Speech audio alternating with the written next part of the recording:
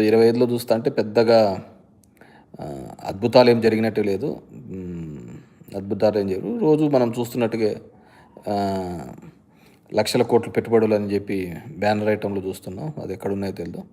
తీసుకునే అప్పులు మాత్రం అప్పుకు కొత్తగా పేర్లు పెట్టి రుణ సమీకరణ అనే పేర్ల మీద అప్పులు తీసుకుంటా ఉన్నాము. సో, ఆ విధంగా జరిగిపోతాంది. మనం అలాగే నమ్ముతున్నాం. అలాగే పోతాన్న సందర్భం.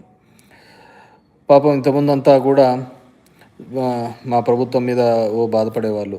జగన్మోహన్ రెడ్డి కొంతమందికి డబ్బులిచ్చేవాడు. పేదోళ్ళను డబ్బులిచ్చేవాడు. మిగతా వాళ్ళందరూ మధ్యతరగతి, అబోవ్ మధ్యతరగతి మాలాంటి వ్యాపారస్తులంతా ఏం కావాలి అనేవాళ్ళు.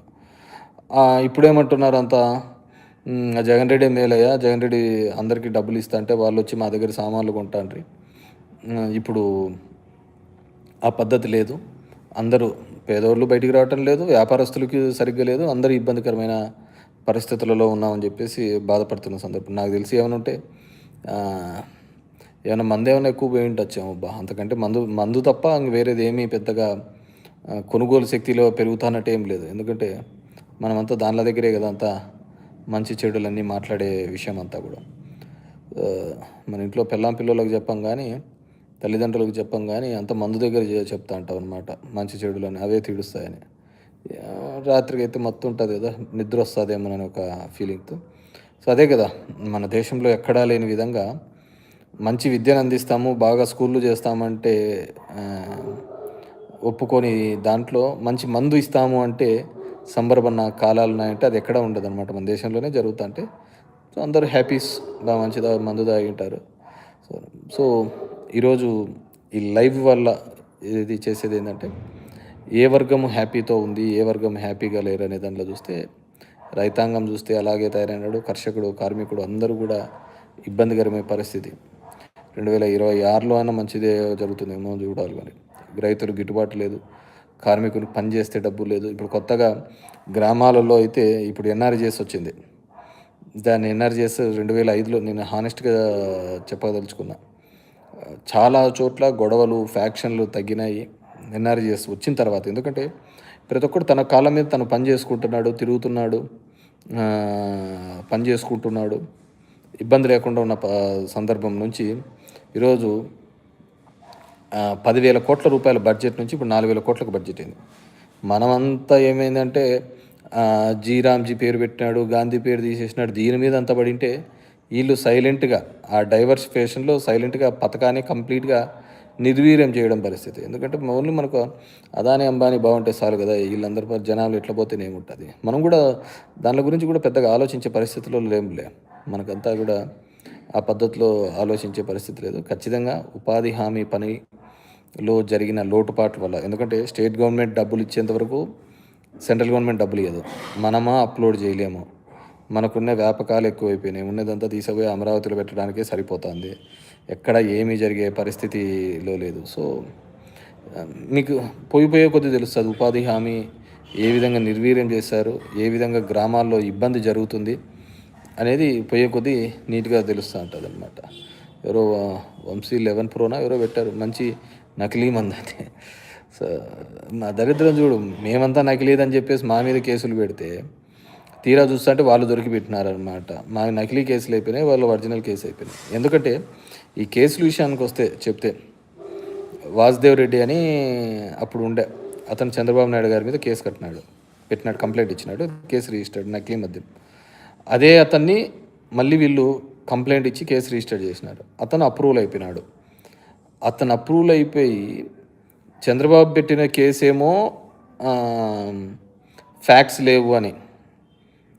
లేవు అని చెప్పేసి దాంట్లో ఏదో చెప్పారు, కరెక్షన్ ఆఫ్ ఫ్యాక్ట్స్ ఏదో అని చెప్పేసి దాని కింద అతని కేసులోంచి తీసేసే ప్రయత్నం చేస్తున్నాడు. మామూలుగా నాకున్న నాలెడ్జ్లో మామూలుగా ఒకరు బెయిల్ వేసినారనుకో, బెయిలులో ఉన్నప్పుడు అవతల పీపీ కానీ ఏజీ కానీ ఎవరైనా కానీ ఏం అబ్జెక్షన్ చెప్తారు అంటే, సార్ ఇతను హైలీ ఇన్ఫ్లుయెన్షియల్ పర్సను, పొలిటికల్గా చాలా బ్యాక్గ్రౌండ్ ఉంది, ఇతను హైలీ ఇన్ఫ్లుయెన్షియల్ పర్సను. సో ఆ ఇన్ఫ్లుయెన్షియల్ పర్సన్ కాబట్టి ఇతను కేసును తారుమారు చేస్తారు, సాక్ష్యాలన్నీ చెరిపేస్తాడు అనే ఉద్దేశంతో ఇతనికి బెయిల్ ఇవ్వద్దండి అని అడుగుతారు ఫస్ట్ పీపీలు. కోర్టు దాన్ని కన్విన్స్ అయితే బెయిల్ ఇవ్వదు, కన్విన్స్ కాకుంటే బెయిల్ ఇస్తా అంటది. ఇప్పుడు చంద్రబాబు నాయుడు కేసులో సుప్రీంకోర్టులో బెయిల్ వచ్చింది. సరే, అతనికి ఏదో జబ్బుల వల్ల బాధపడుతున్నాడనో ఇంకోటో వచ్చింది. ఈరోజు జరుగుతున్నది ఏంది? వాసుదేవ్ రెడ్డి అనే అతన్ని తీసబోయి కేసులో ఇరికిచ్చాడు. అతని చేతనే చంద్రబాబు కేసులో ఫ్యాక్చువల్స్ లేవు దీంట్లో అని ఒకటి విత్డ్రా పిటిషన్ వేసినారు. ఇది ఇంతకంటే దరిద్రం ఉంటుంది, ఇంతకంటే ఇన్ఫ్లుయెన్స్ చేసేది ఏముంటుంది ఒక కేసుని. సరే, మన దేశంలో ఇవే జరిగిపోతున్నాయి కాబట్టి ఇంక సరిపోతుంది, అన్ని వ్యవస్థలు అలాగే తయారైనాయి కాబట్టి దీంట్లో కూడా. లేకుంటే ఇది ఎవడు చెప్పినా ఎక్కడ చెప్పినా ముందు ఫస్ట్ జరిగేది ఏంటంటే సుప్రీంకోర్టుకు పోయినా ఎక్కడ పోయినా చంద్రబాబు నాయుడు గారి బెయిల్ క్యాన్సిల్ కావాలి. బికాస్ హీఈస్ అన్ సుప్రీంగా ఉండి, ఈ స్టేట్ ముఖ్యమంత్రిగా ఉండి, హీఈస్ ఇన్ఫ్లుయెన్సింగ్ ఒక కంప్లైంట్ పార్టీని ఇన్ఫ్లుయెన్స్ చేసి అతని మీద కేసు పెట్టిన దాని మీద ఆయన విత్డ్రా ఎట్లా చేస్తారు? ఎందుకంటే ఆ కేసులో ఈడీ 2-3 జైల్లో పెట్టింది. ఈడీని 2-3 పెట్టి జైల్లో వేసి ఇతను 52 రోజులు జైల్లో ఉండి చాలా ఆస్తులు అటాచ్ చేసింది. మరి అలాంటి కేసులలో ఎలా పెడతారో నాకు అర్థం కావటం లేదు. సో మన రాజ్యాలన్నీ అలాగే నడుస్తున్నాయి కదా, ఏదైనా ఎట్లయినా చేసుకుంటా ఉండొచ్చు. అన్నిటికీ ఒక దేవుని పేరు చెప్పుకుంటా అంటే చాలు ఇంక బయటపడిపోతా అంటారు. అదే కదా, మనం దేవుణ్ణి మనం నమ్ముతాం, వాళ్ళు నమ్ముకుంటా అంటారు రాజకీయాల కోసం. అది ఎప్పుడో ఎన్టీఆర్, కృష్ణ, మురళీమోహను ఏదో సినిమా ఉంటుంది, దేవుడు చేసిన మనుషులు అని చెప్పేసి. సో సేమ్ డిట్టో సబ్జెక్ట్ అదే జరుగుతుంది. అంటే మనం వింటానం, పోతానం, మాట్లాడేవాడు లేడు, ఇది లేదు. చూసినాం కదా 2025లో ఆపరేషన్ సింధూర్ అండి. ఆపరేషన్ సింధూర్ అయిపోయిన తర్వాత దాంట్లో ట్విట్టర్లో ట్రంప్ పెట్టేంత వరకు తెలియదు ఆ యుద్ధం ఆగిపోయిందనే విషయం. మనమంతా ఏందో జరిగిపోతుందని మనం అనుకుంటా అంటే ఆ ట్విట్టర్లో పెట్టేంత వరకు మనకు తెలియదు అనమాట ఆపరేషన్ సింధూర్. ఇంకేంది, అన్నిటికంటే ఏషియా కప్పులో తిలక్ వర్మ ఏదో కొట్టి గెలిపిస్తే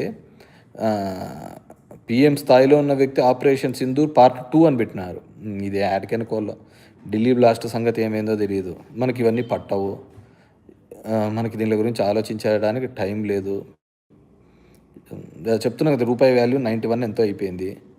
మామూలుగా మనం మాట్లాడుతుంటే ఏమంటా అంటే మా ఫ్రెండ్ అమెరికాలో ఉంటాడు, డాక్టరు. వాడేమంటున్నాడంటే ఇప్పుడు రే మీరు ఇంకొక 5 ఏళ్ళు కానీ ఇట్లే కానీ డాలర్ పెరుగుతా పోతే మేము 5 ఏళ్ళు కానీ ఇక్కడ కష్టపడితే ఇండియాలో వచ్చి సెటిల్ అయిపోవచ్చు, ఇంక రిటైర్మెంట్ లైఫ్ అంతా అక్కడే గడిపేయచ్చు అని. ఎందుకంటే ఇంకా ఆ విధంగా పోతుంది. మనకు అవన్నీ పట్టవు కదా, డాలర్ రేట్ ఎట్లా పోతేనేమి, మన ఇండియా వాల్యూ ఎట్లా ఉంటుంది అనేది చూస్తేనేమి, ఇవన్నీ అవసరం లేదు కదా. మనం పోతానాం, జరిగిపోతుంది, ఇది అయిపోతాను. సో కేసెస్ని ఆ విధంగా దగ్గర ఇప్పుడు 5-6 కేసులను చంద్రబాబు నాయుడు గారు తను లేదు అని చెప్పేసి తీర్చుకునే ఒక ప్రయత్నం చేస్తున్నాడు. ఇంతవరకు ఇంకా అది రాలేదు, ఏదో జరుగుతుంది. కానీ it's completely highly influencing them. So సాక్ష్యాలను తారుమారు చేస్తున్నారు కాబట్టి డెఫినెట్గా దాని మీద ఎవరు కోర్టుకు పోయినా కానీ, సుప్రీంకోర్టుకు పోయినా కానీ డెఫినెట్గా బెయిల్ అనేది క్యాన్సిల్ కావాల్సిన విషయం. సరే, ఇంకా అన్నీ మన చేతుల్లోనే నడిచిపోతున్నాయి కదా, ఇంతకుముందు ఏ విధంగా నడుస్తాడో ఇవన్నీ కూడా. సో వాటన్నిటిని కూడా చూసుకోవాల్సిన బాధ్యత. So I wish 2026 will be happy to everyone. సో నేను ఎందుకు ఈ కేతిరెడ్డి కనెక్ట్ అనే యూట్యూబ్ ఛానల్కి వచ్చినాను చెప్పడం జరుగుతుంది. So I will be in regular touch with you all. మీ అందరితో కూడా రెగ్యులర్గా టచ్ ఉంటాను. కరెంట్ అఫైర్స్ ఏం జరుగుతోంది ప్రపంచంలో కావచ్చు, మన దేశంలో మనం ఎలా మోసపోబడుతున్నాము అని చెప్పేసి. ఇంతకుముందు చూసాం పెట్రోల్ ధర కర్ణాటకలోకి పోయి పాపం లోకేష్ బాబు వస్తారు పెట్రోల్ రేట్లు తగ్గిస్తానని చెప్పాను. సో ఇప్పుడు చూస్తే అదే పెట్రోల్ రేట్ ఉంది. మొన్న జిఎస్టీలో మేము ఇంతకుముందు అంత పెంచి తప్పు చేసినాము, ఇప్పుడు తగ్గించి మేలు చేస్తున్నామని మోడీ గారు జిఎస్టీ తగ్గించినాడు. కార్లలో కొన్ని వెహికల్స్ 18 చేసినాడు, కొన్ని దాంట్లకు 28 చేసినాడు హై ఎండ్ వెహికల్స్కి. ఇప్పుడు 18 ఉండే దాంట్లకు మళ్ళీ చంద్రబాబు నాయుడు 10% సెస్ పెంచినాడు. మనకేం అనవసరం దాని గురించి మాట్లాడము. ఎందుకంటే బికాజ్ వీ హ్యావ్ టు, మనం మాట్లాడకపోతే అది నిజమైపోతుంది. మేము గతంలో చేసిన అతిపెద్ద తప్పులలో అదొకటి. ఇప్పుడు పెరిగిన గ్యాస్ సిలిండర్లు ఉన్నాయి, పెరిగిన పెట్రోల్ రేట్లు ఉన్నాయి. ఇవన్నీ ఏపీ గవర్నమెంట్లో జగన్మోహన్ రెడ్డి ఏం పెంచినది ఎన్డీఏ గవర్నమెంట్లో ఉన్న వాళ్ళు పెంచినారు. మేము మాట్లాడలేకపోయినాం. మాట్లాడినంటే మా మీద ఆ నింద వచ్చేది కాదు. ఈరోజు వాళ్ళ తిరుగుతున్నప్పుడు కూడా మనం ప్రశ్నించేవాళ్ళం. సో డెఫినెట్గా అందరూ కూడా మాట్లాడాల్సిన అవసరం ఉంది.